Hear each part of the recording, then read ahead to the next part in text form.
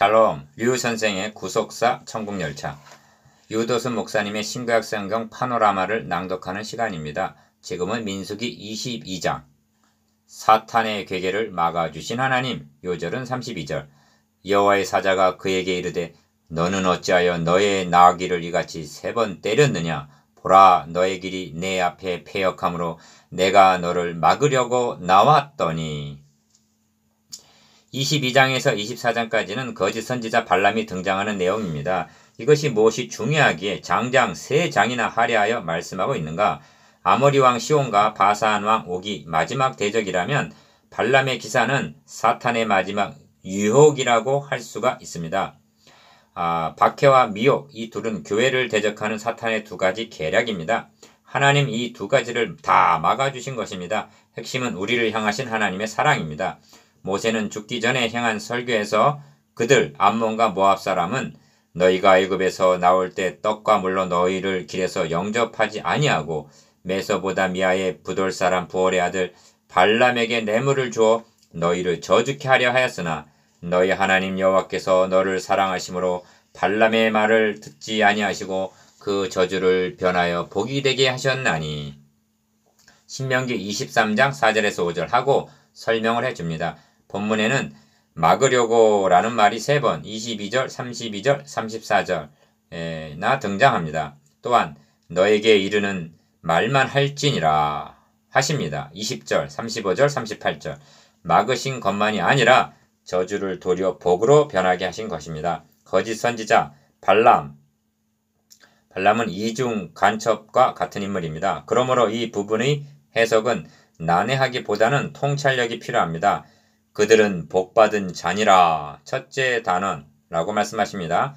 내가 너에게 이르는 말만 할지니라 하십니다. 둘째 단원. 그렇다면 하나님께서 이르는 말씀이 무엇인가? 이렇게 2 단원으로 나누어 상고하겠습니다. 첫째 단원 1절에서 14절 그들은 복받은 자니라. 둘째 단원 15절에서 41절 너에게 이르는 말만 할지니라. 첫째 단원 1절에서 14절 그들은 복받은 자니라. 이스라엘 자손이 또 진행하여 모압 평지에 진쳤으니 요단 건너편 곧 여리고 맞은 편이라. 1절 1. 첫 절은 이스라엘 백성들에게 시험이 닥친 시점을 말해 줍니다. 요단 건너편 곧 여리고 맞은 편이라고 말씀합니다. 그러니까 요단강 건너로 약속의 땅이 바라보이는 입구까지 온 것입니다. 그러므로 아모리 왕 시온과 바산 왕 옥의 대적이 약속의 땅에 들어가지 못하게 하려는 최후발악이라면 발람의 등장은 마지막 미혹이었던 것입니다. 2. 십볼의 아들 발락이 이스라엘이 아모리인에게 행한 모든 일을 보았으므로 합니다. 2절 이스라엘이 막강한 아모리 왕 시혼을 진멸한 일을 보고는 다음은 자기 차례임을 알게 된 발락은 심히 두려워하고 번민했다는 것입니다. 3절 그런데 발락은 이스라엘의 힘이 창이나 말과 같은 군사력에서 나오는 것이 아니라고 판단한 것 같습니다. 그 점이 사자를 보내어 발람을 초청한 데서 나타납니다. 5절 발람은 사술과 복수를 행하는 자이기 때문에 23장 23절 그가 복을 비는 자는 복을 받고 저주하는 자는 저주를 받을 줄 내가 알미라 하고 믿었던 것입니다. 6절 3.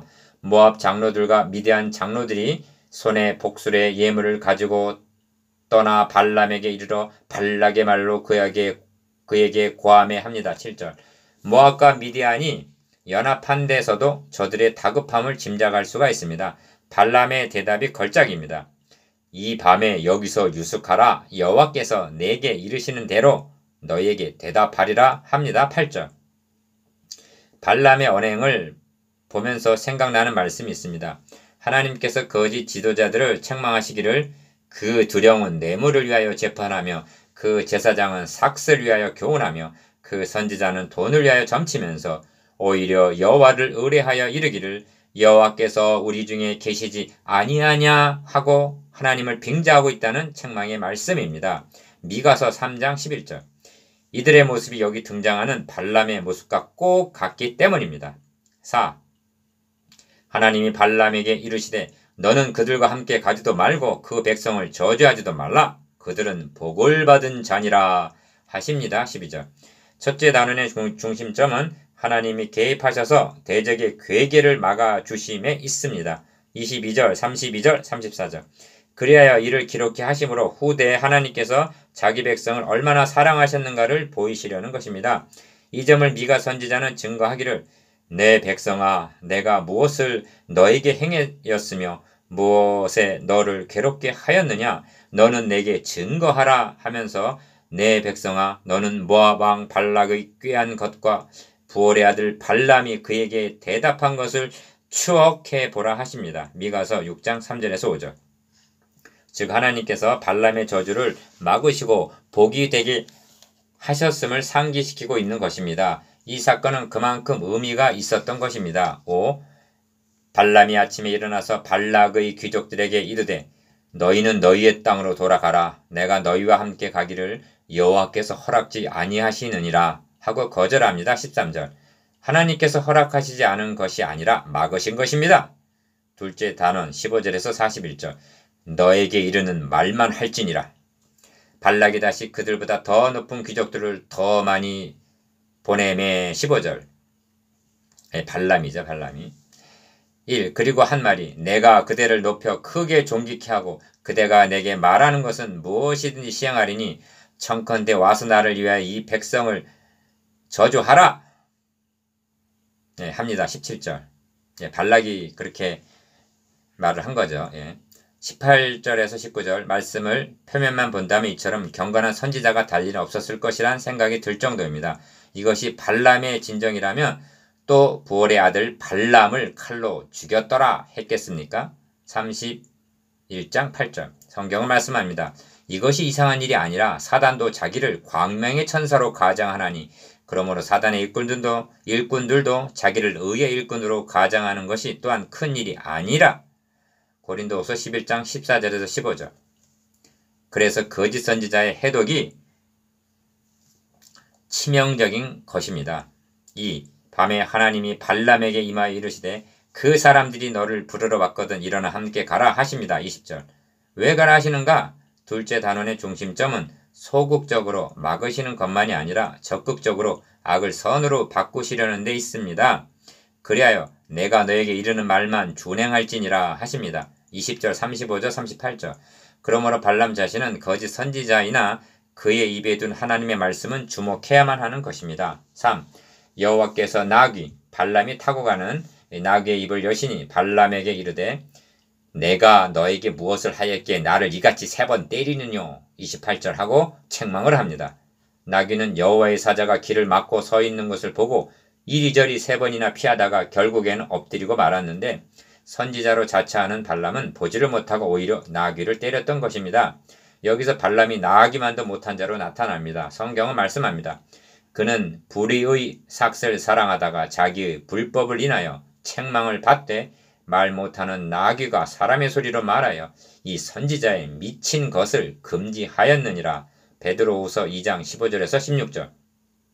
한 가지 유념해야 할 점은 지금 벌어지고 있는 상황, 즉 발락이 발람을 초청하여 저주케 하려는 것을 하나님이 막으시고 계시다는 것을 이스라엘은 전혀 알지 못하고 있다는 사실입니다. 말 못하는 나귀에게 책망받은 발람. 1. 때에 여호와께서 발람의 눈을 밝히심에 여호와의 사자가 손에 칼을 빼어들고 길에 선 것을 보고 머리를 숙이고 엎드리니. 31절. 너의 길이 내 앞에 패역함으로 내가 너를 막으려고 나왔더니 하십니다. 32절. 그리고 가기는 가되 내가 너에게 이르는 말만 할지니라 하십니다. 35절. 나귀의 입을 들어 발람을 책망하신 하나님은 발람의 입을 통해서 앞으로 하실 일을 보이시려는 것입니다. 2. 발락이 발람의 온다함을 듣고 모압 변경의 끝 아르논가에 있는 성읍까지 가서 그를 영접하고 36절. 그를 대접하는 장면을 대하면서 36절에서 40절 주님이 경계하신 말씀 모든 사람이 너희를 칭찬하면 화가 있도다. 저희 조상들이 거짓 선지자들에게 이와 같이 하였느니라. 누가복음 6장 26절 하신 말씀을 연상하게 됩니다. 3. 아침에 발락이 발람과 함께하고 그를 인도하여 바알의 신당에 오름에 41절 상반절.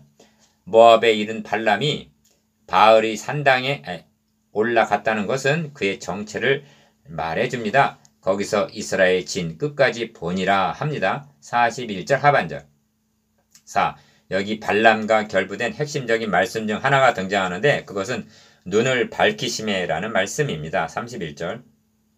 하나님께서 발람의 눈을 밝히심에 눈을 뜬 자가 되어 24장 4절 16절 보게 되었다는 것입니다.